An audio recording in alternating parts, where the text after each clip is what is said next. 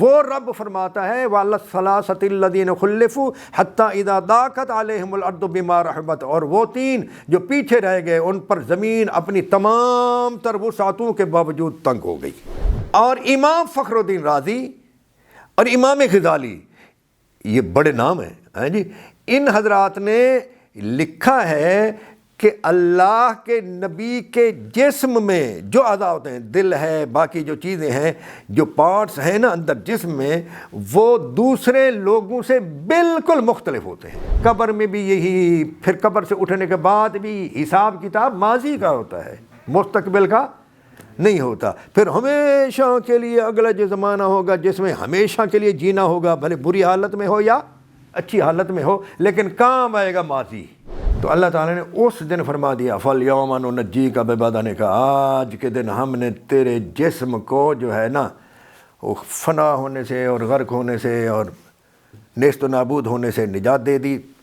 لِتَكُونَ لِمَنْ خَلْفَكَ آیَةً لِلنَّاسِ، تیرے جسم کو ہم ہمیشہ کے لیے رکھیں گے تاکہ تو لوگوں کے لیے ہماری قدرت کی نشانی بن جائے، کہ یہ تھا جس نے کہا تھا انا ربکم الاعلیٰ، اور دیکھو جس نے ہمارے مقابلے میں کہا تھا میں بڑا اعلیٰ رب ہوں، اور دیکھ لو یہ پڑا ہوا ہے۔ حضور غوث پاک کی کتاب میں لکھا ہوا ہے کہ جو شخص ان آیات کو پڑھ لیا کرے صبح اور شام، اگر آسمان زمین پر گر جائے، گر پڑے، تب بھی اسے کوئی نقصان نہیں ہوگا۔ یا شعیب ما نفقہ کثیرا مما تقول، لفظوں پر غور فرمائیں، یہ جو بہت سی باتیں تم کرتے رہتے ہو یہ ہمیں کخ پلے نہیں پڑتا، ہمیں سمجھ نہیں آتی۔ وَإِنَّا لَنَرَاكَ فِينَا ضَعِيفًا، تو ہمارے درمیان ایک کمزور آدمی ہے۔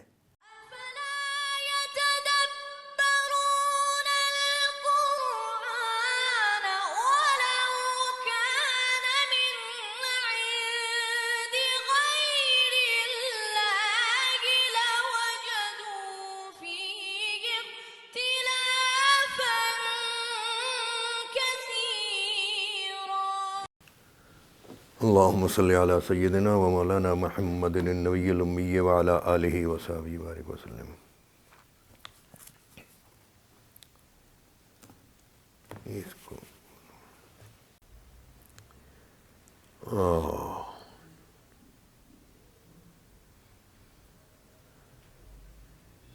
شروع کریں جی۔ اس کے ساتھ ہی آج کی تراویح میں یہ آیات بھی ہیں جن کو ہم نے اپنے مطالعہ میں خلاصہ کے طور پر نکالا کہ اللہ رب العزت نے ارشاد فرمایا سورہ توبہ کی آیت نمبر 104 میں، کیا یہ نہیں جانتے، یہ لوگ نہیں جانتے، یہ مسلمان نہیں جانتے کہ اللہ رب العزت اپنے بندوں کی توبہ کو قبول فرماتا ہے وَيَأْخُذُ الصَّدَقَاتِ، اور ان سے صدقات وصول فرماتا ہے، وَأَنَّ اللَّهَ هُوَ التَّوَّابُ الرَّحِيمُ، اور اللہ تعالیٰ اپنے بندوں کے لیے بڑا توبہ قبول فرمانے والا اور انتہائی رحم کرنے والا ہے۔ اس مقام پر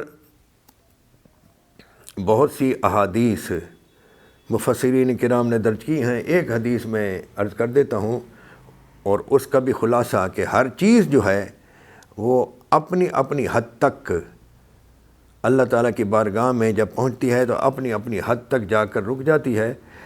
صدقہ ایسی چیز ہے، یعنی خیرات، صدقہ معنی خیرات، اللہ کی راہ میں خرچ کرنا جو ہے، یہ ایسی چیز ہے کہ اسے اللہ رب العزت اتنا قبول فرماتا ہے کہ خیرات کرنے والے کے ہاتھ کو اللہ تبارک و تعالیٰ کی ذات تک رسائی ہوتی ہے، خود اللہ تعالیٰ وصول فرماتا ہے۔ یہاں یأخذ الصدقات، ان سے خیرات وصول فرماتا ہے، اس کا فاعل اللہ تعالیٰ ہے۔ یہی وجہ ہے کہ سورۃ الماعون میں نماز پڑھنے کے باوجود جو شخص یتیموں کو دھکا دے اور غریبوں اور مسکینوں کو کھانا کھلانے کی اپنی توفیق تو دور کی بات ہے، دوسروں کو رغبت نہ دے، تو ایسے شخص کو بے دین کہا گیا ہے۔ بے دین۔ اور اسی صورت کی آیت 105، اس میں ارشاد فرمایا کہ عمل کرتے رہو، ان قریب اللہ تعالیٰ تمہارے عمل کو دیکھے گا اور اس کا رسول اور تمام مؤمنین۔ وَسَتُرَدُّونَ إِلَىٰ عَالِمِ الْغَيْبِ وَالشَّهَادَةِ، اور بعد میں تم پلٹو کہ اپنے اللہ تعالیٰ کی بارگاہ میں، وہ تمہیں تمہارے اعمال کی حقیقت سے خبردار فرمائے گا۔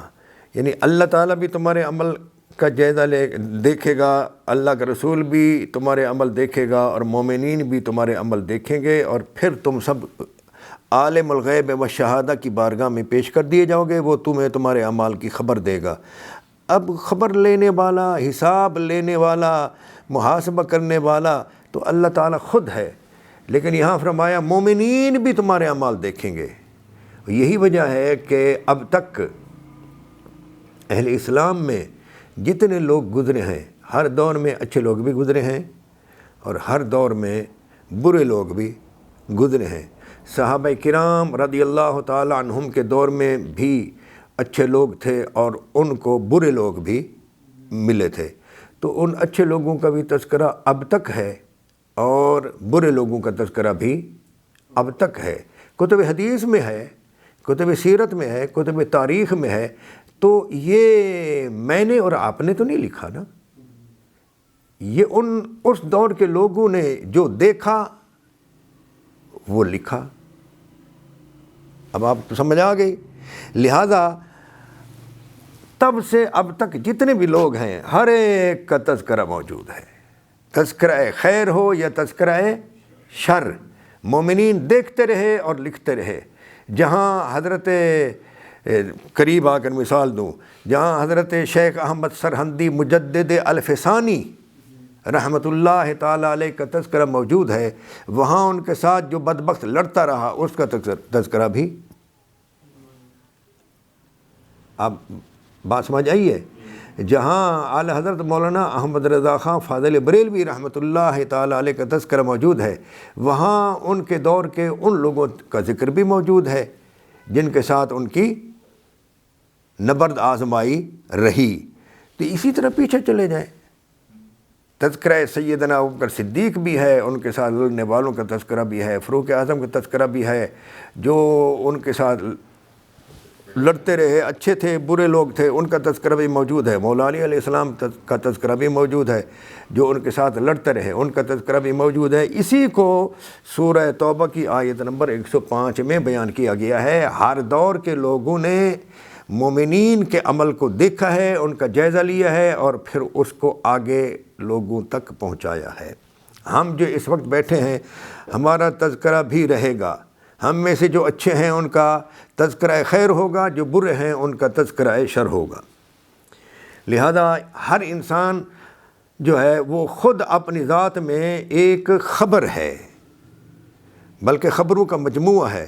اور میں نے کسی بزرگ کا پڑھا تھا، انما انتم اخبار فطیبوا اخبارکم، لوگو تم خبریں ہو لہذا تم خود خبریں ہو، لہذا تم اپنی خبروں کو اچھا بنایا کرو۔ یعنی تمہاری ذات خبریں ہے، لہذا اچھے رہا کرو تاکہ تمہاری اچھی خبریں۔ اللہ اکبر۔ اس کے بعد اللہ تبارک و تعالیٰ نے سورہ توبہ میں مسجد زرار کا اور مسجد قباء کا ذکر فرمایا۔ زرار جس کی بنیاد کفر پر، تفریق پر اور نفاق پر رکھی گئی، اور قباء جس کی بنیاد تقوی پر رکھی گئی۔ یہ میں اس کی تفصیل میں پہلے بیان کر چکا ہوں۔ پھر اللہ رب العزت نے ارشاد فرمایا کہ اللہ تعالیٰ نے مومنین سے ان کی جانوں اور ان کے مالوں کو جنت کے بدلے میں خرید لیا ہے۔ خود اس نے جانیں عطا فرمائی، خود اس نے مال عطا فرمایا، اور فرمایا ہم نے ان کی جانوں کو اور ان کے مالوں کو جنت کے بدلے میں خرید لیا۔ یعنی وہ ہماری راہ میں جہاد کریں یا ہماری راہ میں مال خرچ کریں تو ان کا خرچ کرنا جو ہے اتنا بافائدہ، مفید اور یقینی ہے جس طرح کوئی شخص قیمت دے کر ایک چیز خرید لیتا ہے۔ تو انہوں نے جنت کا سودا میرے ساتھ کر دیا، اب اس میں کسی قسم کا شک و شبہ نہیں ہے، ان کی جانیں اور ان کی مال سب کچھ ہمارے ہاں محفوظ ہے، اور بدلے میں انشاءاللہ جنت ملے گی۔ سورہ توبہ میں غزوہ تبوک کا بڑا ذکر ہے۔ پیچھے سے یہ صورت شروع ہوتی ہے. ہم تو اس وقت 11ویں پارے میں ہیں.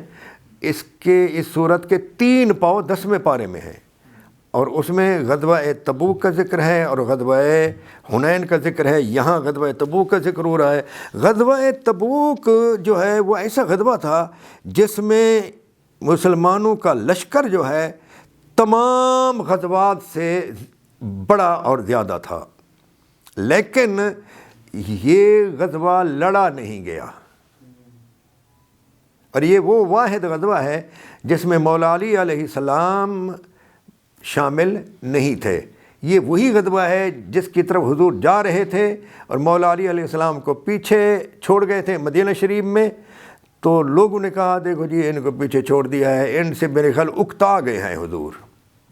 یہ حدیثوں میں ہے, لوگوں نے, منافقین نے کہا یا کچھ سادہ لوگوں نے کہا کہ ان سے حضور اکتا گئے ہیں. مولا علی علیہ السلام کے کانوں میں یہ بات پہنچی تو آپ فوراً دوڑ کر حضور کے پیچھے گئے اور عرض کیا یا رسول اللہ آپ مجھے عورتوں میں اور بچوں میں چھوڑ کر جا رہے ہیں, مجھے ایسے یعنی شاہ سوار کو, بہادر کو, مجاہد کو, شجاع کو.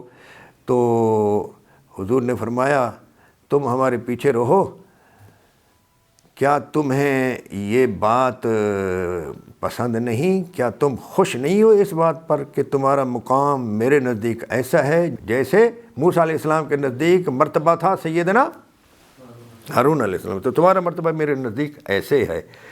تو بعض حدیثوں میں آتا ہے کہ اس بات پر مولا علی اتنا خوش ہوئے کہ جب وہ پشت پھیر کر واپس جانے لگے, ہاں جی, تو اتنی تیزی سے جا رہے تھے کہ ان کے مبارک قدموں سے گرد و غبار اڑتا ہوا نظر آ رہا تھا. صحابی کہتے ہیں میں اب بھی وہ گرد و غبار اڑتا ہوا دیکھ رہا ہوں کہ وہ ریت ہوتی ہے نا, تو اس میں کچھ چمکدار ذرات ہوتے ہیں کہ وہ گرد و غبار جو ہے نا چمک رہا تھا دھوپ کے وقت جب آپ جا رہے تھے, اتنی تیزی سے واپس جا رہے تھے اور خوش تھے.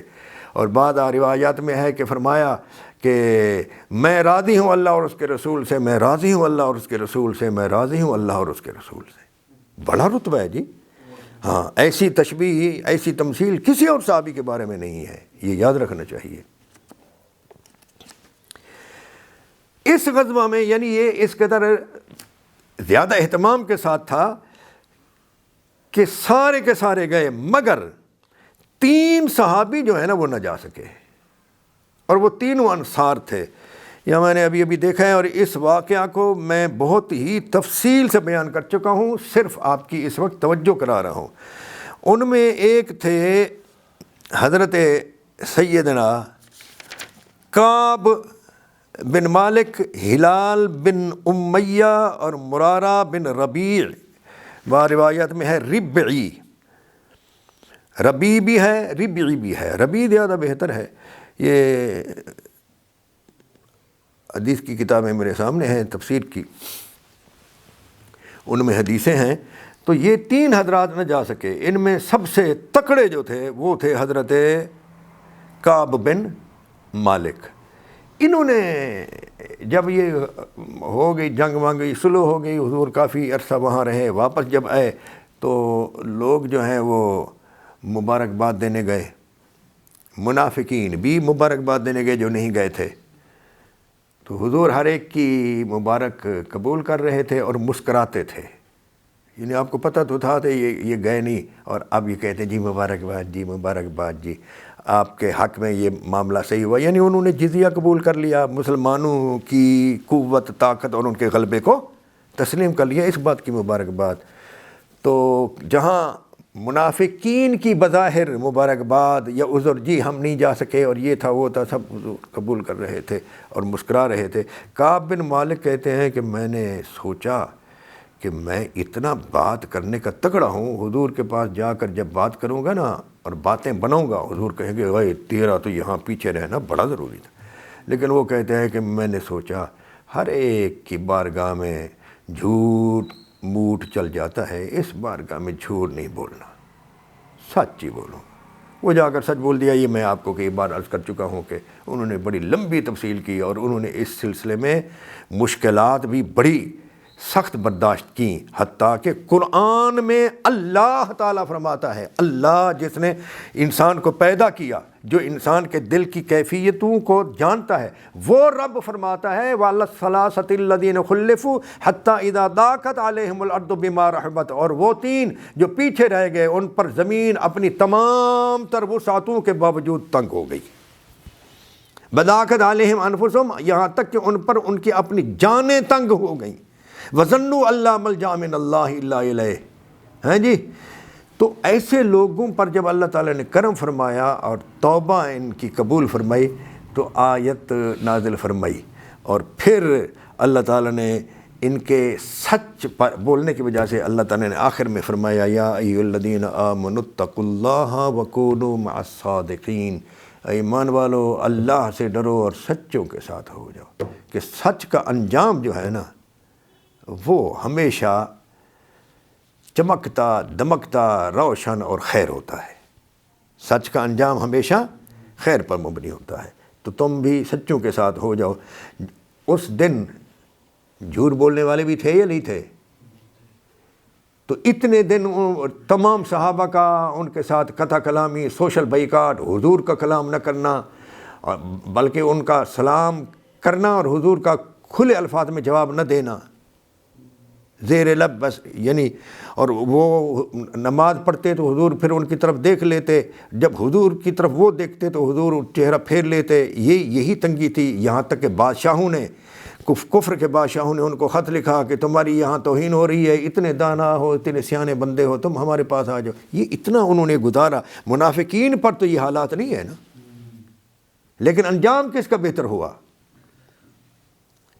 سچ بولنے والوں کا۔ اس لیے سچ پر قائم رہیے ہمیشہ۔ الاعمال بالخواتیم، اچھا انجام جو ہے سچ کا ہوتا ہے۔ آپ دیکھیں یہ ہم جس دور میں بیٹھے ہیں، اس دور میں ایک ایسا شخص اس میں ہے بے گناہ بلا جواز قید میں ہے، اور 200 سے زائد اس پر مقدمات بنائے گئے۔ اور بولیے بھائی ابھی آپ نے آیت سنی ہے نہیں؟ وَقُلِ اعْمَلُوا فَسَيَرَى اللَّهُ عَمَلَكُمْ وَرَسُولُهُ وَالْمُؤْمِنُونَ، عمل کرو، ان قریب اللہ تعالیٰ اور اس کا رسول اور مومنین تمہارے عمل کو دیکھیں گے۔ سنی ہے آپ نے آیت یا نہیں؟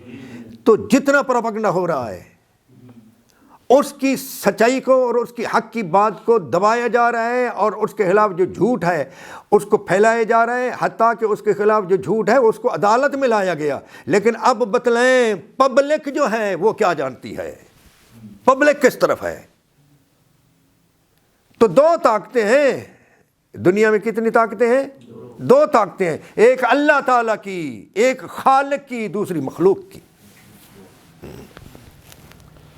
تو بولیے آواز اس کا گلہ دبا کر اس کی آواز نہیں نکلنے دینی، اس کے خلاف جتنی آوازیں ہیں یعنی عدالتوں تک کو اس کے پیچھے لگا دیا۔ نتیجہ کیا نکلا ہے؟ جو سچ تھا وہ اب آپ کو، یہ بچے بیٹھے ہیں جی 20 سال کے 22 سال کے، کیا شعور ہوتا ہے؟ یہ بچے تک جانتے ہیں کہ حق کیا ہے اور باطل کیا ہے، سچ کیا ہے اور جھوٹ کیا ہے۔ تو یہ اللہ رب العزت نے فرما دیا ہے، بندے دیکھتے ہیں۔ یہ اخبار بھی جو اخباروں میں لکھا جاتا رہا جھوٹ، یہ بھی دھرے کے دھرے رہ جائیں گے۔ جو یہاں سینوں میں لکھا جاتا ہے نا اور پھر یہی آگے پہنچتا ہے، وہی کام آتا ہے۔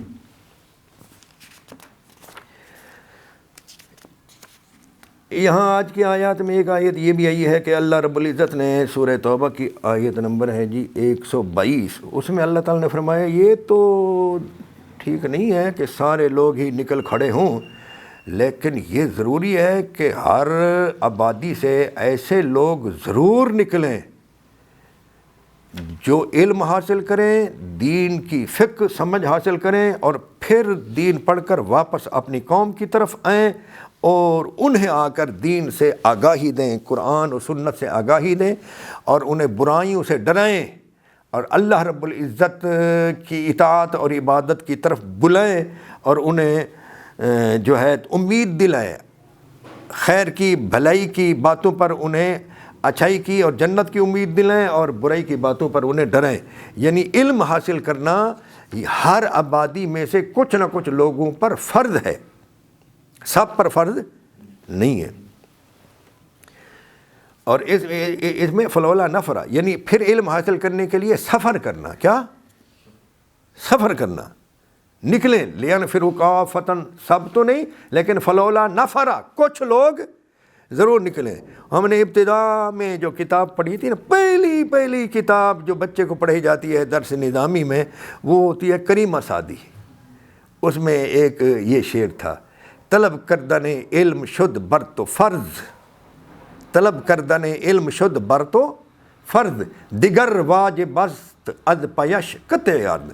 علم طلب کرنا تجھ پر فرض ہے، دوسرا اس کے لیے واجب ہے کہ زمین کے راستوں کو طے کرو اور دور دراز سفر کرو اور علم حاصل کر کے آؤ. ہر ایک کو اس کے گاؤں میں علم حاصل نہیں ہوتا، دور بھی جانا پڑتا ہے. اس سورت کی یعنی سورہ توبہ کی آخری آیت جو آیت نمبر 128 اور 129، لقد جاءکم رسول من انفسکم عزیز علیہ ما عنتم، رسول تم میں سے تشریف لائے جن پر گراں گزرتا ہے تمہارا مشقت میں پڑھنا. ایک قرات یہ بھی ہے لقد جاءکم رسول من انفسکم، رسول صلی اللہ علیہ وآلہ وسلم تم میں سے صلی اللہ علیہ وسلم تشریف لائے جو تم میں سے نفیس ترین ہیں. کیا ہیں؟ نفیس ترین، لطیف ترین. پہلا تھا تم ہی میں سے بشر اور انسان بن کر تشریف لائے. دوسری قرات کے مطابق یہ ہے کہ وہ تشریف لائے جو نفیس ترین ہیں، ان کے جیسا تم میں کوئی نہیں. یعنی اتنی نفیس تو تھے نبی کریم صلی اللہ علیہ وسلم کہ پسینہ مبارک بھی خوشبودار ہیں جی، اور چہرہ مبارک سے اور جسم کے دوسرے اعضاء سے نور چمکتا تھا اور روشنی ہو جاتی تھی. ہم نے آپ صلی اللہ علیہ وسلم کی نفاست پر، لطافت پر اور نورانیت پر یہ آیت لکھی، اور اس آیت کی روشنی میں ہم نے یہ کتاب لکھی ہے لطافت جسد مصطفیٰ صلی اللہ علیہ وآلہ وسلم. تو آپ اس کو اگر پڑھیں گے تو آپ کو پتہ چلے گا کہ ایک نبی کا جو جسم ہوتا ہے وہ دوسرے انسانوں کی جسمانی ساخت سے کتنا مختلف ہوتا ہے. اس سے آپ کو پتہ چلے گا. یعنی آپ دیکھیں نا، ایک چیز یہ ہے نا موبائل، تو باہر دکھنے میں ایک جیسے موبائل ہوں دو، ایک اعلیٰ کمپنی کا ہے اور دوسرا، یا ایک ہی کمپنی کا جو ہے نا، ایک ہی کمپنی کا ایک الگ ماڈل ہے دوسرا الگ ماڈل ہے، تو باہر بالکل یکساں ہوں، اندر جو کوالٹیز ہیں، اندر جو ٹولز ہیں وغیرہ، یہ ان کا پارٹس جو ہوتے ہیں نا، ان کا ایک جو فرق ہے وہ ایک کو دوسرے سے ممتاز کرتا ہے. تو حافظ ابن حجر عسقلانی اور امام فخر الدین رازی اور امام غزالی، یہ بڑے نام ہیں جی، ان حضرات نے لکھا ہے کہ اللہ کے نبی کے جسم میں جو اعضاء ہوتے ہیں، دل ہے، باقی جو چیزیں ہیں، جو پارٹس ہیں نا اندر جسم میں، وہ دوسرے لوگوں سے بالکل مختلف ہوتے ہیں، ان کی طاقت بھی مختلف ہوتی ہے. یہی وجہ ہے کہ وہ اللہ کا نبی دور سے سنتا ہے، پیچھے سے. آنکھیں تو یہاں لگی ہوئی ہیں نا، لیکن بخاری مسلم میں حضور فرماتے ہیں میں تمہیں پیچھے سے بھی دیکھتا ہوں. اب اس پر ہی آپ غور کر لیں، جتنا غور کرتے رہیں گے تو آپ دنگ رہیں گے. پیچھے سے دیکھنا، جدھر یہ بتیاں، یہ آنکھیں بھی نہیں لگی ہوئی تو ادھر پیچھے روشنی جائے، غور کریں آپ. تو یہ نبی کی کہ جسمانی ساخت میں اور ان کی لطافت اور نورانیت میں اور دوسرے لوگوں کی جو کثافت ہوتی ہے، اس میں کیا فرق ہے، اس کے لیے یہ کتاب ہے ہماری. اس کے بعد سورہ یونس ہے. سورہ یونس میں دو چار آیتیں میں آپ کے سامنے رکھتا ہوں. ایک تو یہ کہ لوگوں نے کہا یہ کہاں سے آپ لے آئے جو آپ ہمارے سامنے تلاوت کرنا شروع کر دیتے ہیں جی، یہ کلام ہے، فلاں ہے، یہ ہے، کہاں سے لے آئے. تو حضور اکرم صلی اللہ تعالیٰ علیہ وآلہ وسلم نے عرض کیا یا اللہ یہ تو اعتراض کرتے ہیں، تو میں ان کو کیا کہوں، یہ تیرے کلام کا انکار کرتے ہیں، میں دلیل کیا دوں؟ اللہ تعالیٰ نے فرمایا، آپ ان کو فرمایا فَقَدْ لَبِثْتُ فِيكُمْ عُمَرًا مِّن قَبْلِهِ أَفَلَا تَعْقِلُونَ، میں نے تم میں ایک زندگی کا حصہ گزارا ہے، تمہیں عقل نہیں ہے؟ میں وہی ہوں جو 40 سال تم میں گزار چکا ہے، اور تم یہ کہنے پر مجبور تھے کہ میں صادق بھی ہوں، امین بھی ہوں، اور یہ بھی تمہیں معلوم ہے کہ میں 40 سال تمہارے اندر رہا ہوں، اور کبھی بھی ایک شب کے لیے بھی تمہاری قوم کے لوگوں سے ہٹ کر الگ تھلگ تنہا کسی رات، ایک رات کا یا کسی ایک دن کا سفر کر کے میں باہر نہیں گیا۔ حضور نے تنہا ایک شب یا ایک دن قوم کے لوگوں سے ہٹ کر آپ نے نہیں گزارا۔ تو جب میں کسی مدرسہ میں بھی نہیں گیا، کسی مکتب میں قدم نہیں رکھا، مجھے کوئی سکھانے پڑھانے والا نہیں تھا، اب میں تمہارے سامنے یہ جو کلام پڑھ رہا ہوں اور میں سچا اتنا ہوں کہ تم خود مجھے صادق کہتے تھے اور امین بھی کہتے تھے، تو اب جب میں تمہارے سامنے یہ پڑھ رہا ہوں تو یہ سمجھ لو کہ مجھ پر ایک نازل کرنے والی ذات جو ہے کلام نازل کرتی ہے۔ اس سے ایک نتیجہ نکلتا ہے، وہ یہ کہ ہر انسان کے کام آتا ہے اس کا ماضی۔ میں کہا کرتا ہوں مستقبل جو ہے وہ ماضی کی گود میں رہ کر ہی اپنے وجود کو دکھا سکتا ہے، اور مستقبل ماضی کی گود میں رہ کر پنپ سکتا ہے۔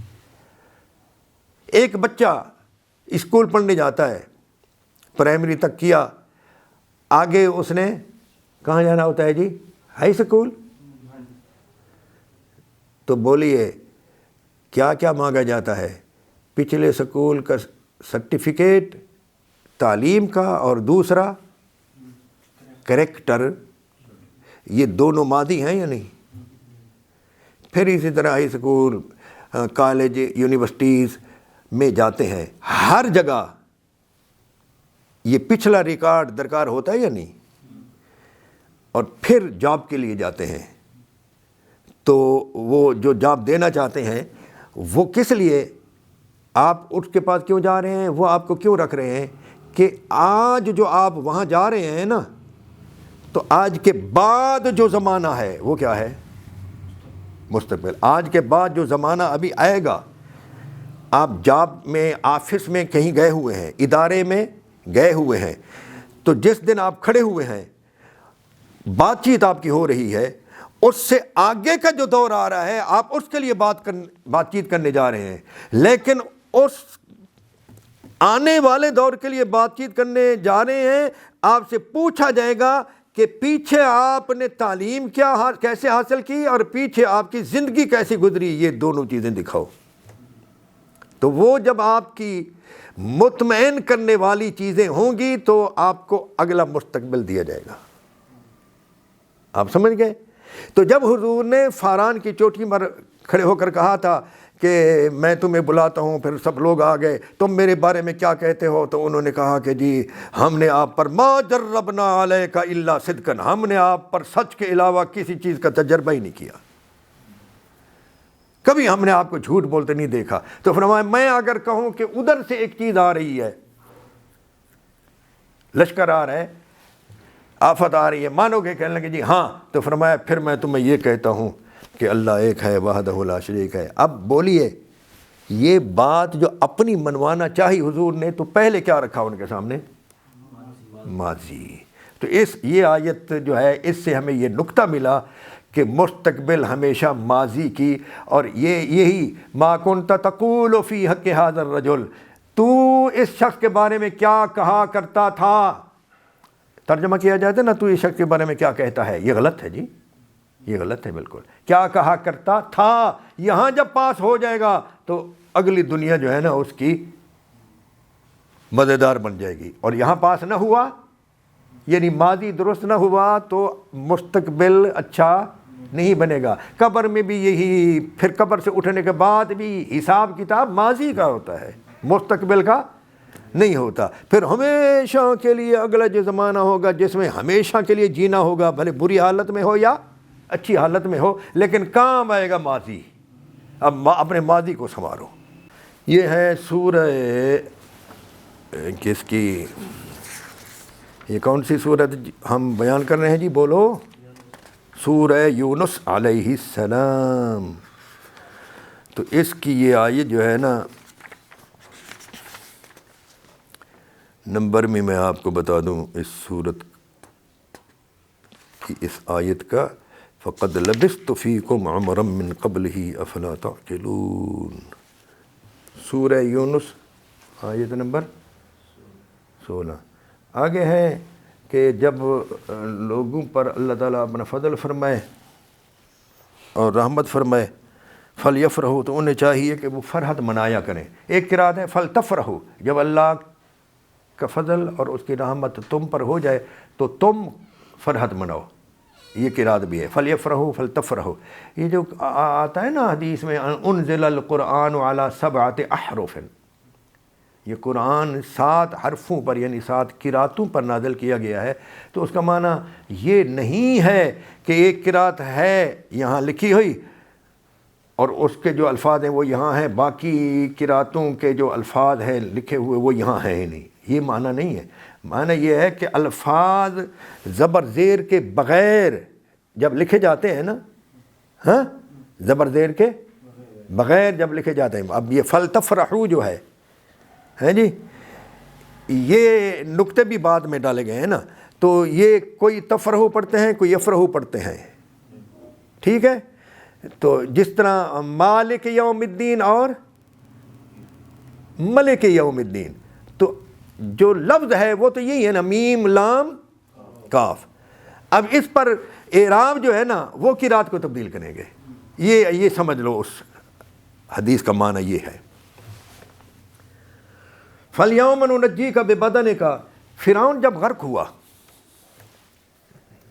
تو سب کے فرعونیوں کے اجسام تو دریا میں رہ گئے، ہاں، جسم، فرعون کے جسم کو باہر نکال دیا اللہ تعالیٰ نے، پانی کو حکم دیا اس کو باہر پھینک دیا، جیسے کبھی کبھی اللہ تعالیٰ بعض مچھلیوں کو باہر پھینک دیتا ہے۔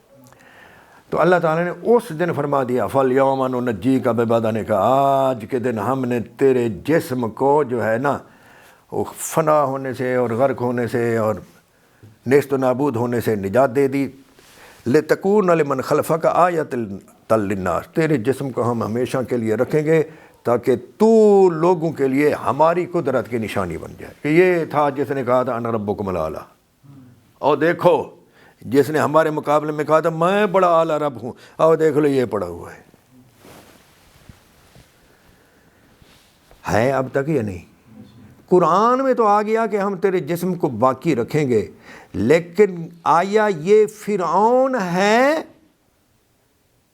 جس کا مجسمہ مصر میں کے میوزیم میں پڑا ہوا ہے، آیا یہ وہی فرعون ہے یا کوئی اور ہے؟ اس کی دلیل جو ہے یہ تواتر ہے۔ اس کی دلیل کیا ہے؟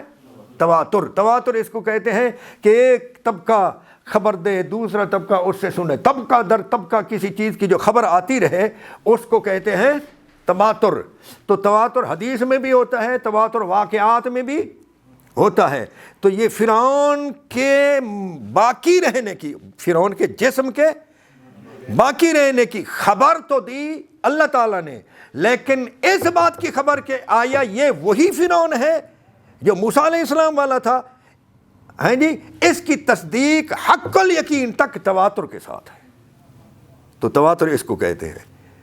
کسی نے بغداد نہیں دیکھا مثلا، جس نے مکہ نہیں دیکھا، جس نے مدینہ شریف نہیں دیکھا، وہ سنتے ہوئے تواتر پر، زمین پر مکہ ہے، زمین پر بغداد بھی ہے، زمین پر یہ بھی۔ تواتر کی مثالوں میں علماء اصول نے یہ مثالیں دی ہیں۔ تو یہ حاتم طئی سخی تھا، نوشیرواں غیر مسلم تھا مگر بلا کا عادل تھا، یہ آپ سنتے ہیں یا نہیں؟ کسی شخص نے خود کتاب میں پڑھا ہو یا نہ ہو، اتنا تواتر ہے، نوشیروان بڑا عادل تھا، حاتم طئی بڑا سخی تھا، یہ تواتر ہے۔ تو تواتر کا انکار نہیں کرنا چاہیے۔ اسی معنی میں اسی تواتر کے اسی معنی میں یہ جو تواتر عوامی ہے، تواتر عوامی، اسی تواتر عوامی کی بات کرتے ہوئے امام حاکم رحمۃ اللہ تعالی علیہ نے فرمایا تھا کہ تواتر ہے کہ مولا علی علیہ السلام کی ولادت کعبہ کے اندر ہوئی، وہ یہ تواتر ہے، وہ محدثین کا اصطلاحی تواتر نہیں ہے۔ ایک آپ کو وظیفہ بھی عرض کرنا چاہتا ہوں جو ہمیں تو بہت ہی مشکلات کے بعد ملا تھا اور بڑے اہتمام کے ساتھ دیا گیا تھا، لیکن ہم اس کو خود ہی آپ کو بتا رہے ہیں، عام کر رہے ہیں، اس لیے خدا را اس کو عام سمجھنا نہیں، بہت اہم ہے۔ میں جب کراچی میں مشکلات میں تھا، کراچی کی بعض تنظیموں اور بعض دوسرے لوگوں کی موضوع اور من گھڑت روایات مجھ سے بیان ہو گئیں، اور اس پر وہ لوگ آگ بگولا ہو گئے اور پھر مجھ سے ثبوت مانگنے لگ گئے، تو میں نے پیچھے تو ہٹنا نہیں تھا۔ بیان ہو گئی تھیں غیر ارادی طور پر، نادانستہ طور پر، سازش کے طور پر نہیں، لیکن انہوں نے آگ بگولا وہ ہو گئے۔ اس وقت وہ عالم بھی نہیں تھے، نہ عالم بنانے کے ان کے ادارے کھلے تھے، تو وہ کہنے لگے یہ تو جی حضرت صاحب نے بیان کیا، یہ فلاں نے بیان کیا، تو میرے خلاف ہو گئے۔ تو اتنی میں پریشان رہا، 5-6 سال تک پریشانیوں میں ہی گزارا، کھارا در الف مسجد میں کراچی میں۔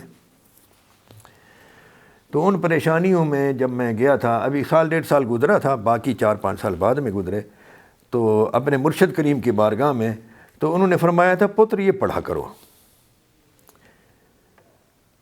6 آیات انہوں نے بتلائی تھیں، وہ 6 آیات جو ہیں بعد میں نے حضور غوث پاک، غوث الثقلین، سیدنا و مرشدنا و ہادینا حضرت سیدنا عبد القادر جیلانی رحمۃ اللہ تعالی علیہ ورضی اللہ تعالی عنہ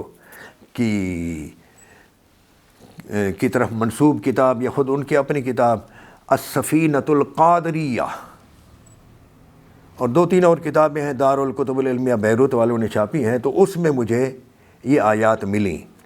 اس کے بعد پھر یہ آیات نواب سید صدیق حسن قنوجی بھوپالی کی ایک کتاب ہے، کتاب التعویذات، دوسرا نام ہے اس کا الداء والدواء، اس میں بھی ملی، لیکن سب سے پہلے مرشد کریم نے مجھے بتلائی تھی، خورشید ملت رحمۃ اللہ تعالی علیہ نے، قُلْ لَن يُصِيبَنَا إِلَّا مَا كَتَبَ اللَّهُ لَنَا هُوَ مَوْلَانَا وَعَلَى اللَّهِ فَلْيَتَوَكَّلِ الْمُؤْمِنُونَ وَإِن يَمْسَسْكَ اللَّهُ بِضُرٍّ فَلَا كَاشِفَ لَهُ إِلَّا هُوَ وَإِن يُرِدْكَ بِخَيْرٍ فَلَا رَادَّ لِفَضْلِهِ يُصِيبُ بِهِ مَن يَشَاءُ مِنْ عِبَادِهِ وَهُوَ الْغَفُورُ الرَّحِيمُ وَمَا مِن دَابَّةٍ فِي الْأَرْضِ إِلَّا عَلَى اللَّهِ رِزْقُهَا وَيَعْلَمُ مُسْتَقَرَّهَا وَمُسْتَوْدَعَهَا كُلٌّ فِي كِتَابٍ مُبِينٍ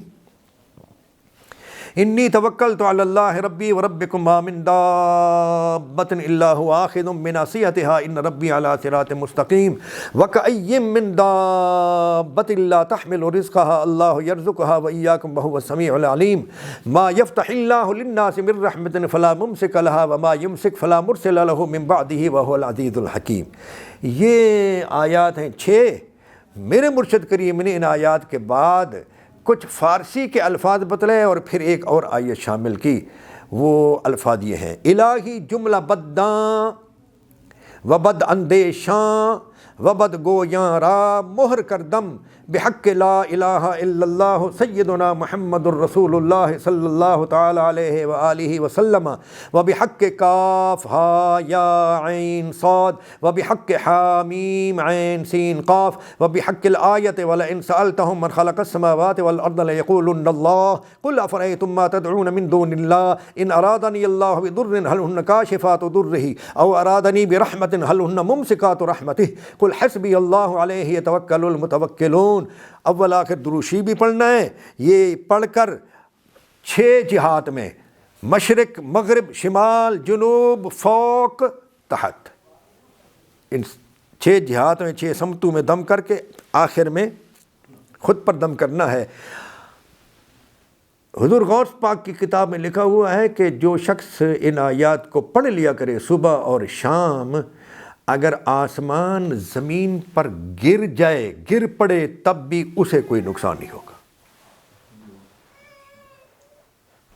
تب بھی اس کو نقصان نہیں ہوگا۔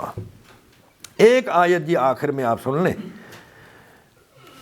وہ بھی آج کی تلاوت تھی تراویح میں، وہ یہ ہے کہ میں اس پر بڑی مفصل گفتگو کر چکا ہوں، لیکن وہ ریکارڈ تو نہیں ہوئی بعض تراویحوں میں۔ ریکارڈ تو ہم اپنے گھر پر جو تراویح پڑھ رہے ہیں نا، یہاں ہو رہا ہے، پہلے ریکارڈ نہیں ہو سکا۔ میں اس کو کم از کم کوئی 1993-94 سے نا، میں تراویح کے بعد یہ خلاصہ کرتا ہوں، تو پہلے سالوں میں یہ ریکارڈ نہیں ہوتا رہا، کوئی اپنے طور پر کر جاتے تھے۔ کراچی میں تو موبائل بھی ابھی نہیں آئے تھے، تو وہ یہ ہے کہ لمبی ایک گفتگو ہے سیدنا شعیب علیہ السلام کی قرآن کریم میں، ان کا جو ہے نا وعظ، ان کی تقریر، ان کا خطاب اللہ تعالیٰ نے قرآن کریم میں درج کیا ہے، ان کا خطاب۔